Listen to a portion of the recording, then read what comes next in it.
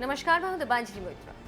पिछले 7 से 8 महीने से चीन और भारत की तनातनी जारी और दोनों ओर की सेनाएं लद्दाख से लेकर गलवान तक और अरुणाचल प्रदेश से लेकर उत्तराखंड तक मोर्चा संभाले हुए। भारत चीन की हर हरकत का मुंहतोड़ जवाब देने के लिए तैनात है। उसी का नतीजा है कि भारत ने चीन की नापाक हरकत को 29 और 30 अगस्त को बड़ी बुरी तरह ध्वस्त कर दिया और चीन को मुंह की खानी पड़ी। लेकिन क्या आप जानते हैं कि किस भारतीय फोर्स ने चीन को इस तरह से पीछे खदेड़ा और पहली बार चीनी सैनिक मुंह लटकाए वापस अपनी सीमा में गए? जी हाँ, अगर आप नहीं जानते तो आज हम भारत के उस बहादुर फोर्स के बारे में बताने जा रहे हैं जिसने पेंगोंग में चीन को मुंहतोड़ जवाब देते हुए पीछे धकेला। नाम है स्पेशल फ्रंटियर फोर्स। इस खतरनाक फोर्स की स्थापना भारत चीन के बीच 1962 की जंग के बाद हुआ। इसके लिए इंटेलिजेंस ब्यूरो ने एक एलीट कमांडो यूनिट की डिमांड तेज कर दी।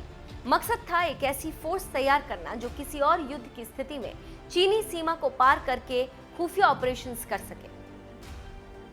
उस वक्त के प्रधानमंत्री जवाहरलाल नेहरू ने आखिरकार यूनिट के गठन के आदेश दिए और तिब्बती लड़ाकों को बहुतायत से इसमें भर्ती किया गया। शुरू में इसमें 5000 जवान थे जिनकी ट्रेनिंग के लिए देहरादून के चकराता में नया ट्रेनिंग सेंटर बनाया गया।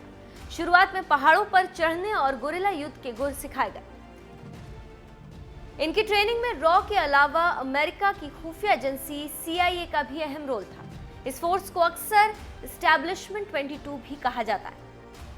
अब इसकी कमान रॉ के हाथ में है। यहाँ पर एक और जानकारी देते चलें कि स्पेशल फ्रंटियर फोर्स के पहले इंस्पेक्टर जनरल थे रिटायर्ड मेजर जनरल सुजन सिंह। वो दूसरे विश्व युद्ध में 22 माउंटेन रेजिमेंट के कमांडर थे। उन्हें मिलिट्री क्रॉस से सम्मानित किया गया था और ब्रिटिश भारतीय सेना में उनका अच्छा खासा कद था। चकराता में इन जवानों की ट्रेनिंग के बाद अलग अलग जगहों पर तैनाती होती थी। ये फोर्स इतनी खुफिया है कि सेना को भी इसके मूवमेंट की भनक नहीं होती। ये सुरक्षा महानिदेशालय के जरिए सीधे प्रधानमंत्री को रिपोर्ट करती।